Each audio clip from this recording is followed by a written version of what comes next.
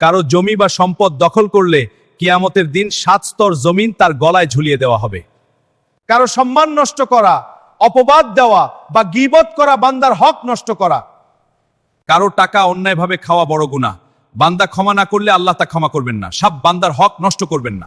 যে ব্যক্তি মানুষের উপর জুলুম করে, কিয়ামতের দিন তার নেক আমল দিয়ে সেই হক আদায় করতে হবে। সহিহ মুসলিম।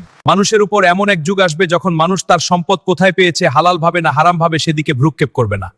মানুষের কৃতকর্মের কারণে স্থল ও জলে বিপর্যয় দেখা দিয়েছে, যাতে আল্লাহ তাদেরকে তাদের কিছু কর্মের শাস্তি আস্বাদন করান। রাসূলুল্লাহ সাল্লাল্লাহু আলাইহি ওয়াসাল্লাম বলেছেন, দাজ্জাল বের হওয়ার আগে 3 বছর কঠিন দুর্ভিক্ষ হবে। আল্লাহুম্মা ইন্নাকা আফুন তুহিব্বুল আফওয়া ফাফু আন্নি। পৃথিবী অন্যায় ভরে যাবে, তখন আল্লাহ রাসূলের বংশ থেকে একজনকে পাঠাবেন, তিনি পৃথিবীকে ন্যায় ভরিয়ে দেবেন।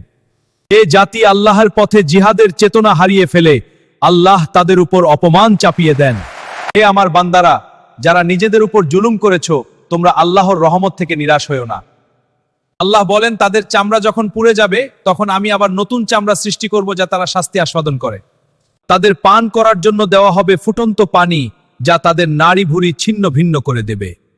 একটি পাথর জাহান্নামে নিক্ষেপ করা হলে 70 বছর ধরে নিচে পড়তে থাকবে। কত ভয়ঙ্কর জাহান্নাম একটিবার চিন্তা করুন। যারা এতিমদের সম্পদ অন্যায়ভাবে খায়, তারা আসলে নিজেদের পেটে আগুন ভরছে।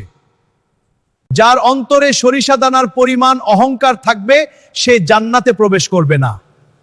হে মুমিনগণ, তোমরা নিজেদের ও তোমাদের পরিবারকে সেই আগুন থেকে রক্ষা করো, যার জ্বালানি হবে মানুষ ও পাথর। জ্ঞান অর্জন করা প্রত্যেক মুসলিম নরনারীর ওপর ফরজ।